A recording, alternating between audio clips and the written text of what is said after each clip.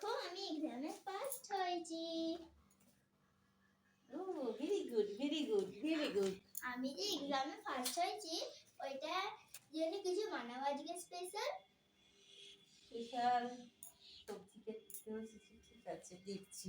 আজকে আমার মন পছন্দের মিষ্টি বানাও। চলো ঠিক আছে বানিয়ে দিচ্ছি। আই লাভ ইউ মা। Okay I love you too, I love you. ঠিক আছে চলো আমি তোমার পছন্দের কিছু আজকে বানাতে যাচ্ছি লাউয়ের পায়েস। প্রথমে লাউটা ধুয়ে এইভাবে ছোট ছোট কেটে দিলাম।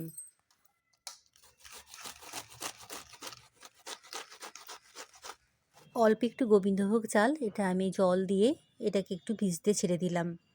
লাউটা পুরো এইভাবে কেটে নিয়েছি, ছিলে নিয়েছি।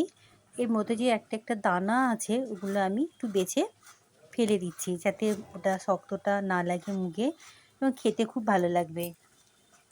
গরম কড়াতে 4 চামচ ঘি আর 2টে এলাইচি দিয়ে লাউটা তুলে দিলাম।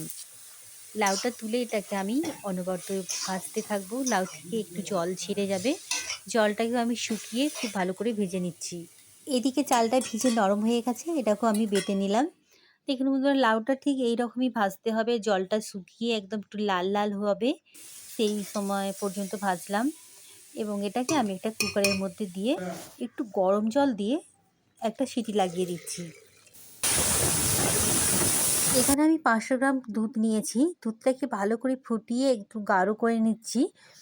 আর গাঢ় করে আমি যে চাল বাটাটা ছিল এটা দিয়ে আরও কিছুক্ষণ এটাকে আমি ফুটিয়ে দিলাম। এদিকে কুকারের লাউটা রেডি হয়ে গেছে। লাউটা আমি এই মধ্যে ঢেলে দিলাম। এটাকে ঢেলে আমি আরও কয়েক মিনিট রান্না করে দিচ্ছি।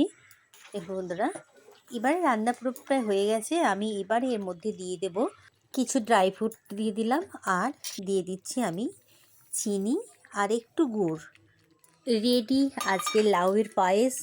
দারুণ লাগে লাউয়ের পায়েস খেতে, বাড়ির সকলে ভীষণ পছন্দ করে।